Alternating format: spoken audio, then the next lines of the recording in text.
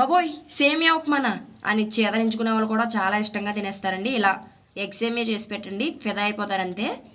ఓసారి ట్రై చేయండి.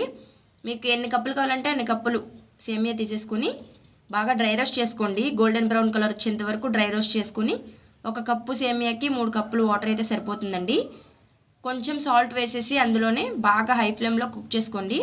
కుక్ అయిందో లేదో చెక్ చేసుకొని స్ట్రైనర్లోకి స్ట్రెయిన్ చేసేసుకోండి. 3 గుడ్డలు తీసుకొని కొంచెం సాల్ట్ వేసి బాగా బీట్ చేసుకోండి. కడాయి తీసుకుని అందులో ఆయిల్ పోసి బీట్ చేసి పెట్టుకున్న ఎగ్స్ని అందులో ట్రాన్స్ఫర్ చేసేసి కొంతసేపు అలా వదిలేస్తే ఇలా వస్తుంది.